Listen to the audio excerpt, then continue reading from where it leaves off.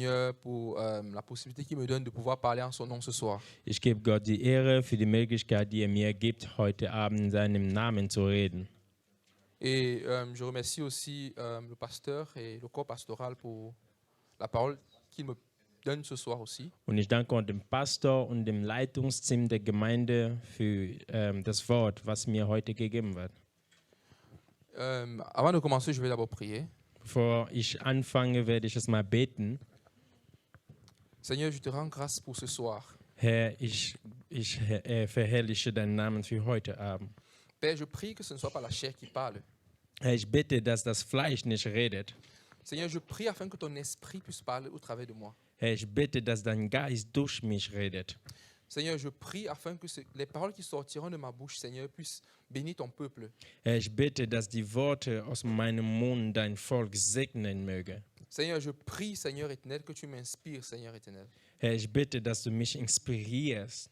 Seigneur, je prie afin que ces paroles apportent de l'espoir, Seigneur, à ton peuple. Ich bitte, dass diese Worte Hoffnung bringen zu deinem Volk. Seigneur, et ramène ceux qui sont éloignés de toi, Seigneur, Und à Herr, toi. ziehe die, die von dir entfernt sind, wieder an dich heran. Amen. Amen. Comme nous savons, nous sommes dans le thème de les influences du présent siècle. Wie wir wissen, wir sind im Thema die Einflüsse des jetzigen Jahrhunderts, Oui, les influences du siècle présent sur la vie chrétienne. die Einflüsse des gegenwärtigen Jahrhunderts auf das christliche Leben. Nous avons écouté toute forme d'enseignement vraiment très bénissant. Wir haben so viele Lehrer gehört, die sehr segnungsreich waren. Maman Nina nous a bénis, Moïse nous a bénis, le pasteur nous a bénis, Maman- Job nous a bénis. Mama Nina, Moïse, der Pastor und Job haben uns sehr gesegnet. Donc, je vais seulement apporter ma part de pierre à l'édifice. Und ich bringe sozusagen jetzt meinen eigenen Baustein zu dem Ganzen. Ouais, la Bible dit Dieu nous a bénis de toute forme de toutes sortes de bénédictions spirituelles dans les lieux célestes en Christ. Die Bibel sagt, dass der Herr uns gesegnet hat von allen möglichen Segnungen in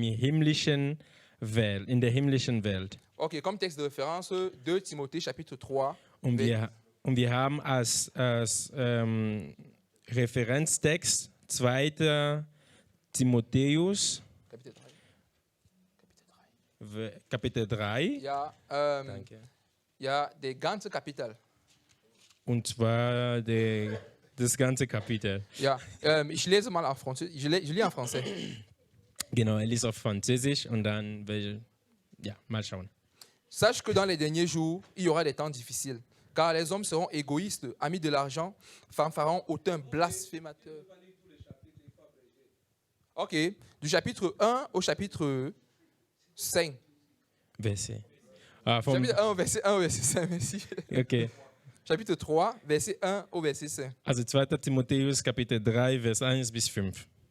Car les hommes seront égoïstes, amis de l'argent, fanfarons, hautains, blasphémateurs, rebelles à leurs parents, ingrats, irréligieux, insensibles, déloyaux, calomniateurs, intempérants, cruels, ennemis des gens de bien, traîtres, emportés, enflés d'orgueil, aimant le plaisir plus que Dieu, ayant l'apparence de la piété, mais régnant ce qui en fait la force. Éloigne-toi de ces hommes-là. Ich lese dann auf Deutsch. Dies aber wisse, dass in den letzten Tagen schwere Zeiten eintreten werden. Denn die Menschen werden selbstsüchtig sein, geldliebend, prahlerisch, hochmütig, lästerer, den Eltern ungehorsam, undankbar, unheilig, lieblos, unversöhnlich, Verleumder, unenthaltsam, grausam, das Gute nicht liebend, Verräter, unbesonnen, aufgeblasen, mehr das Vergnügen liebend als Gott, die eine Form der Gottesfurcht haben, deren Kraft aber verleugnen. Amen. Amen. Notre deuxième texte se trouve dans Galates au chapitre 2, verset 20. Und wir lesen, Moment. 2, verset 20. Wir lesen in Galater 2, Vers 20 danach. J'ai été crucifié avec Christ, et si je vis, ce n'est plus moi qui vis, c'est Christ qui vit en moi. Et si je vis maintenant dans la chair, je vis dans la foi au Fils de Dieu qui m'a aimé et qui s'est livré lui-même pour moi. Ich bin mit Christus gekreuzigt und nicht mehr lebe. Sondern Christus lebt in mir. Was ich aber jetzt im Fleisch lebe, lebe ich im Glauben. Amen. Amen. Oui, le texte que nous venons de lire dans 2 Timothée chapitre 3 nous parle en fait du caractère des hommes de ce présent siècle. Im 2. Timotheus Kapitel 3 haben wir gelesen und es geht darin um die Charakterzüge der Menschen am Ende der Zeiten. Ce caractère se trouve dans le monde comme aussi parfois dans l'Église. Diese Charakterzüge befinden sich zwar in der Welt, aber auch in der Gemeinde. Maintenant, nous en tant que chrétiens, Und wir als Christen, nous ne devons pas manifester ce caractère décrit dans 2 Timothée chapitre 3. wir sollten diese Charakterzüge bzw. diese Charakter, die beschrieben werden in 2. Timotheus 3, nicht widerspiegeln. Pourquoi est-ce que le pasteur Didier a donné ce thème? Warum hat Pastor Didier genau dieses Thema gegeben? Moi, je pense que c'est parce que voilà, le Seigneur a observé que les caractères du monde étaient entrés dans l'Église. Ich glaube, es geht darum, dass Gott beobachtet hat, dass diese Charakterzüge irgendwie in die Gemeinde hineingetreten Et si ist. c'est que ça a été donné dans cette Église, c'est parce que ce caractère se trouve aussi dans cette Église. Und wenn dieses Thema jetzt aufs Herz von dem Pastor für diese Gemeinde gegeben wurde, dann heißt es, dass diese Charakterzüge irgendwie auch in dieser Gemeinde ist. Et si nous sommes ici pour exhorter, c'est pour que l'Église puisse être sensibilisée et savoir comment est-ce que vaincre ces caractères du monde qui influencent de son Église. Und wenn wir hier zu Wort kommen, dann ist es, um die Gemeinde zu ermahnen, was diese Charakterzüge sind, die die Gemeinde beeinflussen. Voilà. Nous allons essayer de comprendre comment est-ce que l'Église a fait pour passer de l'Église spirituelle à l'Église influencée par le monde. Wir werden dann schauen, wie die Gemeinde es geschafft hat, von einer Gemeinde, von einer Gemeinde, die geistlich war, jetzt zu einer Gemeinde zu werden, die irgendwie weltlich ist. Ensuite, nous allons voir c'est quoi la solution à cette influence, à ces mots-là qui viennent influencer l'Église. Et comment est-ce que l'Église fait pour s'en sortir, comment l'Église fait en fait pour redevenir spirituel ou vaincre ces influences du monde. Und dann wollen wir auch schauen, wie die Gemeinde es schaffen kann, aus dieser Situation wieder hinauszutreten. Bon, pour commencer, nous allons commencer dans la genèse des choses. Wir fangen dann erstmal am Anfang von der Ganzen. Lorsque nous lisons le livre de la Genèse, Wenn wir im ersten Buch Mose lesen, nous voyons que Dieu a créé l'homme à son image et à sa ressemblance. dann sehen wir, dass Gott den Menschen erschaffen hat nach seinem Ebenbild. Voilà. Et ensuite, l'homme a péché. Und der Mensch hat dann gesündigt. L'homme s'est détourné de Dieu. Der Mensch ist irgendwie von dem Weg Gottes abgekommen. Depuis le péché originel, Seit diesem Essen, seit dem Ursprung Sünde, l'homme a toujours cherché à se débrouiller de lui-même sans compter sur Dieu, en fait. hat der Mensch irgendwie versucht, alleine klarzukommen, ohne auf Gott zu zählen. Or, Dieu avait créé l'homme pour que l'homme soit en relation avec lui. Aber Gott hatte den Menschen erschaffen, damit er in Beziehung mit ihm leben kann. Et lorsqu'on lit la Bible, nous voyons que de la Genèse à l'Apocalypse, le combat de Dieu a toujours été de réconcilier l'homme avec lui-même. Und wenn wir die Bibel lesen, von dem ersten Buch Mose bis zur Offenbarung, dann sehen wir, das Ziel Gottes ist es, den Menschen mit ihm wieder zu versöhnen. C'est ainsi que Jésus-Christ est venu dans le monde, Und so kam Jesus auf die Welt, pour réconcilier l'homme avec Dieu par sa mort. den Menschen wieder zu versöhnen mit Gott durch seinen Tod. Le point de réconciliation de l'homme avec Dieu, c'est la croix. Der Punkt, wo der Mensch mit Gott wieder versöhnt werden, ist das Kreuz. Parce que c'est à la croix que l'homme charnel, ou c'est à la croix que la chair est crucifiée. Weil am Kreuz wird das Fleisch gekreuzigt. C'est à la croix que la vie termine. Weil am Kreuz endet das Leben. Pourquoi est-ce que je dis ça? Warum sage ich das? Parce que l'homme qui vit dans la chair Denn der Mensch, der im Fleisch lebt et qui vit éloigné de Dieu und entfernt von Gott lebt, aura tendance à vivre selon les penchants de sa chair. würde einfach nach diesem Fleisch auch leben. C'est pourquoi Paul fait cette remarque en disant les hommes dans les derniers jours seront arrogants, insensés ou alors haïssant les gens de bien. Und deswegen erzählt Paulus das, was er im 2. Timotheus sagt, in Kapitel 3, dass Menschen lieblos werden und so weiter.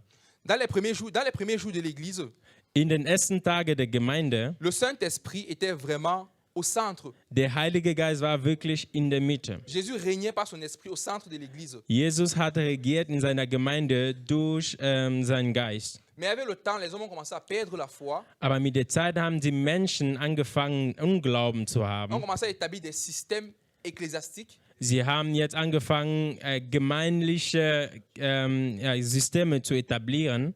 Lorsque une église est bien structurée et que tout fonctionne bien, on croit qu'il y a Dieu au milieu. Wenn eine Gemeinde gut strukturiert ist und alles läuft nach Plan, dann denken wir manchmal, Gott ist bestimmt in der Mitte. On a mis Jésus en dehors de son église. Wir haben sozusagen Jesus aus seiner Gemeinde Les hommes ont hinaustreten lassen. commencé à marcher par la chair. Die Menschen haben angefangen, im Fleisch wieder zu wandeln. C'est quoi marcher par la chair? Was heißt es überhaupt dann, im Fleisch zu wandeln? Toute action qui n'est pas inspirée de Dieu est une action dans la chair. Alle Aktionen bzw. alle Handlungen, die nicht von Gott inspiriert sind, sind Handlungen, die im Fleisch gemacht worden sind. Toute action qui ne vient pas de Dieu est une action de chair. Alle Handlungen, die nicht von Gott kommen, sind im Fleisch. Peu importe comment ça peut être beau, comment ça peut être logique, ça ne vient pas de Dieu. Ça, c'est la chair en fait. Egal wie logisch es klingen kann oder egal wie schön das sein mag, das kommt von dem Fleisch. Or, la Bible dit, marchez selon l'esprit et vous n'accomplirez pas les désirs de la chair. Aber die Bibel sagt, wandelt nach dem Geist und ihr werdet die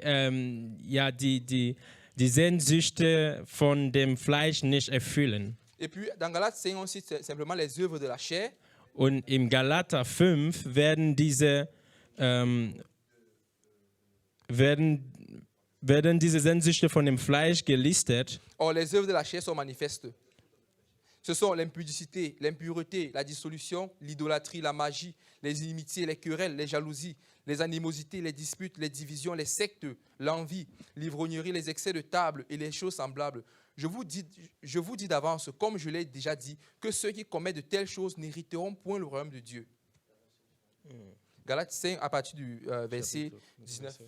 Galates 5 à partir du verset 19. Okay, Galater 5 ab Vers 19, da heißt es: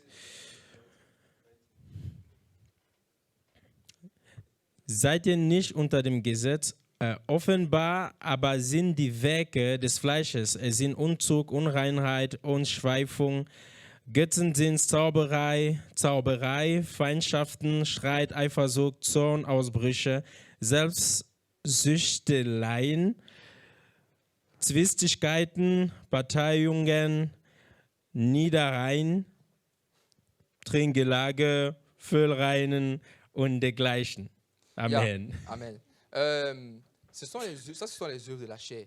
Or, mais le fruit de l'esprit, c'est l'amour, la joie, la paix, la patience, la bonté, la bénignité, la fidélité, la douceur, la tempérance. Die Frucht des Geistes aber ist Liebe, Freude, Friede, Langmut, Freundlichkeit, Güte, Treue, Sanftmut, Enthaltsamkeit. Gegen diese ist das Gesetz nicht. Amen. Exactement. Donc, une personne qui marche par l'esprit va porter les fruits de l'esprit. Jemand, der im Geist wandelt, wird auch die Früchte On n'a pas des dit Geistes produire le fruit de tragen. l'esprit, parce que le Saint-Esprit qui habite en nous produit ce fruit-là et nous devons simplement porter le fruit de l'esprit. Es heißt nicht, diese Früchte irgendwie herzustellen, sondern der Heilige Geist in uns erzeugt schon diese Früchte und die tragen wir nur. Maintenant, comment faire pour devenir spirituel? Comment faire maintenant pour sortir la chair de l'Église, pour sortir les influences du monde de l'Église? Aber wie schafft man es dann, geistlich zu werden? Wie schafft man es, diese Charakterzüge der Welt aus der Gemeinde zu vertreiben? C'est la croix. Das ist das Kreuz. La croix est la solution de l'Église. Das Kreuz ist die Lösung von der Gemeinde. La croix, c'est le lieu où la chair meurt. Das Kreuz ist der Ort, an dem das Fleisch stirbt. La croix était le lieu de réconciliation de Dieu avec le monde. Das Fleisch war der Ort, an dem, Gott und Menschen wieder versöhnt wurden. C'est à la croix que Jésus dit que quand le Fils de l'homme sera élevé, c'est à la croix que Jésus a été élevé.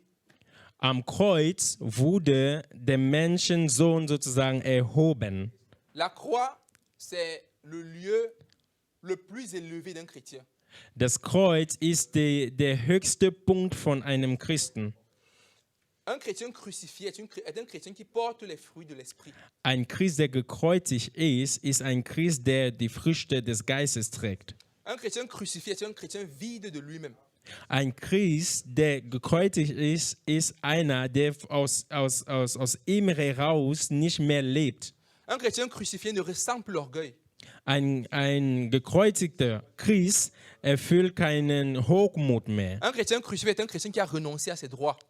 Ein gekreuzigter Christ ist einer, der seine Rechte sozusagen abgegeben hat. Un chrétien crucifié est un chrétien qui aime selon Dieu. Ein solcher Christ ist auch einer, der nach der Liebe Gottes lebt. L'amour selon Dieu, c'est qu'est-ce que je peux donner à mon prochain pour qu'il soit heureux. Die Liebe nach Gott heißt es, was kann ich meinem Nächsten geben, damit es ihm besser geht. Un chrétien crucifié est un chrétien qui n'en vit pas les choses du monde. Ein Christ, der gekreuzigt ist einer, der die Sachen der Welt nicht beneidigt. Un chrétien crucifié est un chrétien qui n'est pas influencé par sa chair. Das ist auch ein Christ, der nicht von seinem Fleisch beeinflusst wird.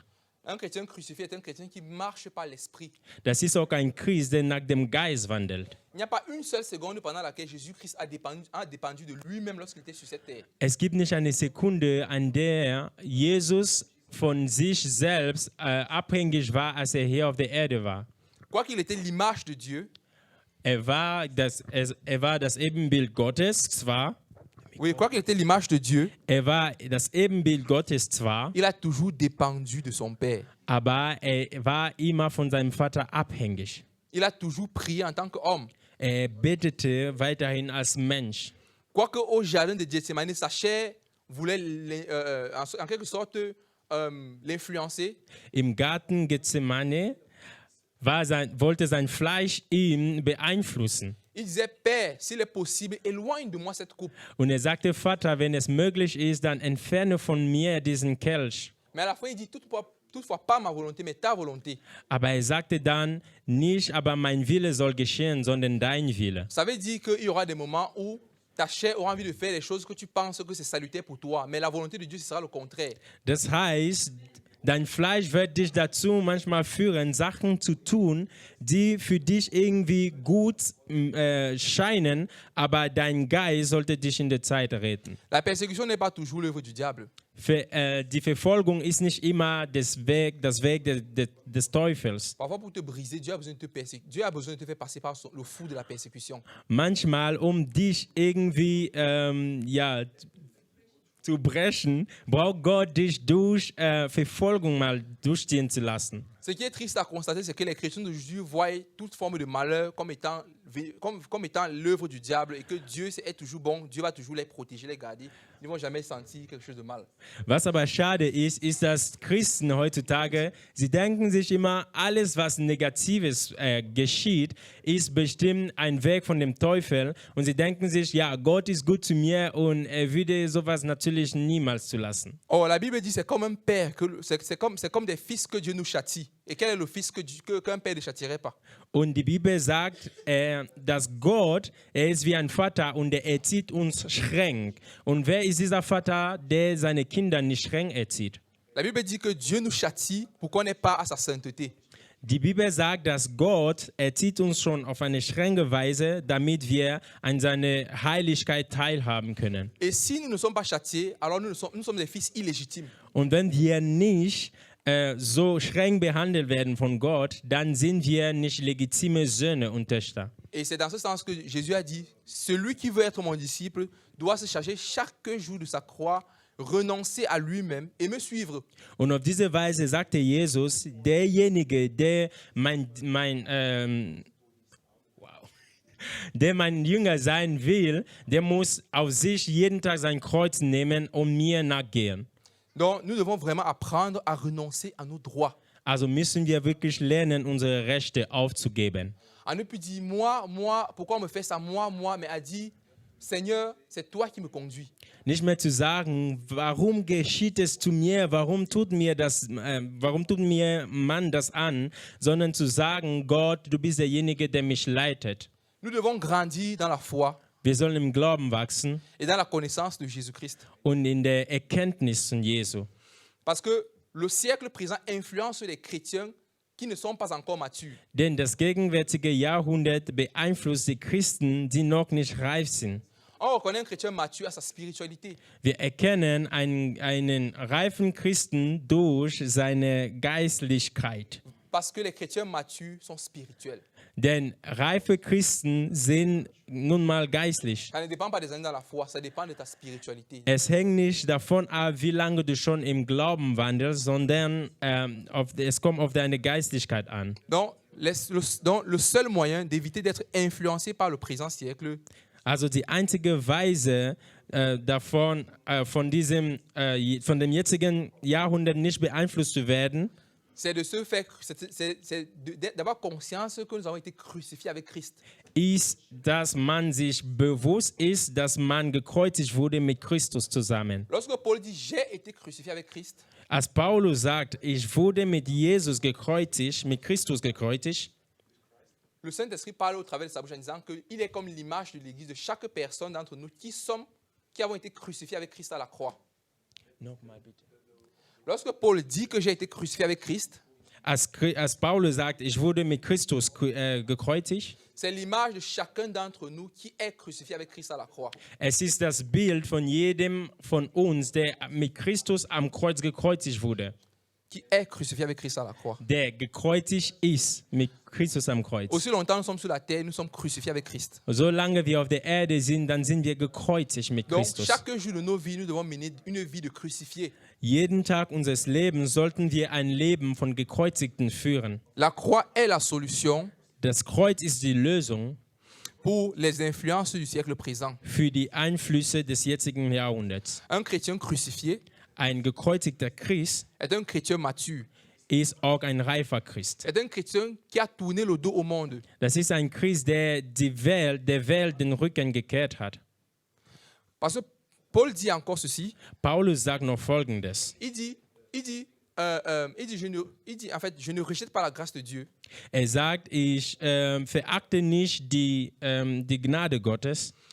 Il dit ça parce que, en fait, il y a un endroit où, désolé, mais il y a un endroit où Paul dit Es gibt eine Stelle, wo Paulus sagt, que voilà, toutes ces choses qui étaient pour moi des gains, dass alles, was für mich wie Gewinn toutes ces choses avec geklungen lesquelles on hat, peut se vanter dans la vie, alles, womit man im Leben prahlen kann, toutes ces choses qui étaient pour moi des gains, all diese Sachen, die für mich als Erfolg waren, je les ai regardées comme une perte ich habe sie angeschaut als Verluste. à cause de l'excellence de la connaissance de Jésus-Christ mon Seigneur, Wegen der Exzellenz in der Erkenntnis von Jesus Christus, meinen Herrn, pour lequel j'ai renoncé à tout. für den ich alles aufgegeben habe. Moi, j'ai été crucifié avec le monde. J'ai été crucifié avec le monde, Ich wurde gekreuzigt mit der Welt, comme le monde a été crucifié pour moi.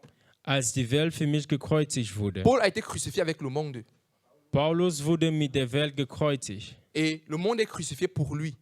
und die Welt ist gekreuzigt für ihn. Ça veut dire que le combat de l'apôtre était tout simplement de connaître Christ et la puissance de sa résurrection. Das heißt, der Kampf des Apostels war es einfach, Christus zu erkennen, richtig? Pas la puissance de sa résurrection. Durch die Kraft seiner Wiederauferstehung. Et il dit plus tard, c'est quand je suis faible que je suis fort. Und er sagt später, wenn ich schwach bin, dann bin ich stark.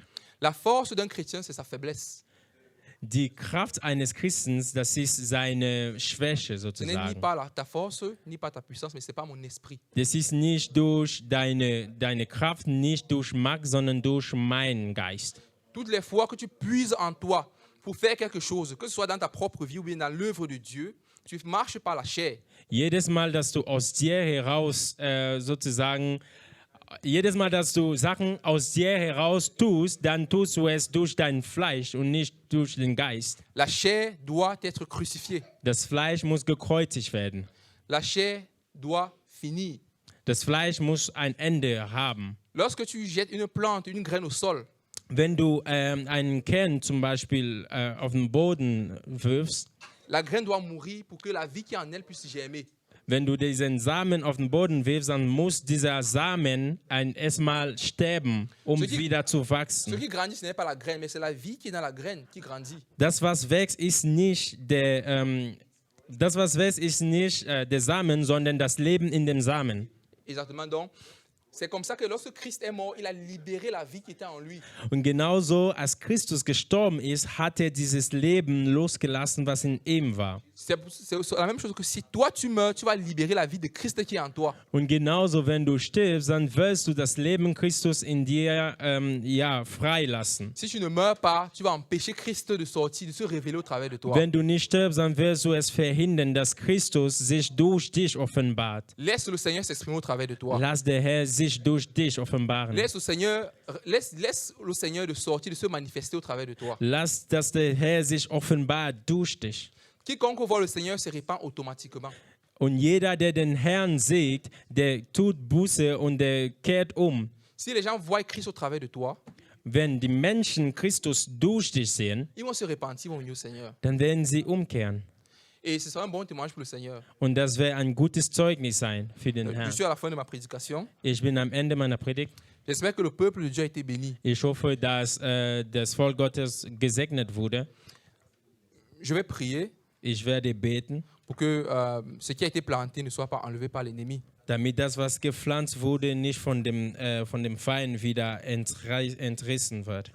Seigneur, je prie pour ton peuple ce soir, Seigneur Jésus. Vater, ich bete für dein Volk, Herr, Seigneur, qui a écouté cette parole qui vient de toi. dass dieses Wort von dir gehört hat. Seigneur, je prie que ce qu'ils ont reçu, Seigneur éternel, se multiplie en eux, Seigneur. Vater, ich bitte, dass das, was sie bekommen haben, sich multipliziert in denen. Je prie que ton peuple renonce à ses droits, Seigneur Jésus. Ich bitte, dass dein Volk wirklich seine Rechte Seigneur, aufgibt, Seigneur, je prie que ton peuple renonce au monde. dass dein Volk die Welt aufgibt, Renonce à eux-mêmes, Seigneur Jésus, dass sie sich selbst pour aufgeben, te suivre seulement, toi seul, Seigneur. dir allein zu folgen. Je prie que tu nous révèles comment puiser en toi, Seigneur Ich Jésus. bitte, dass du uns lehrst, wie man aus dir schöpft Je prie que Seigneur, que tu nous apprends à marcher par l'Esprit, Seigneur. und dass du uns lehrst, im Geist zu wandeln. Je prie que ton baptême de feu consume, Seigneur Jésus, toutes les racines, Seigneur, de la chair en nous. Ja, dass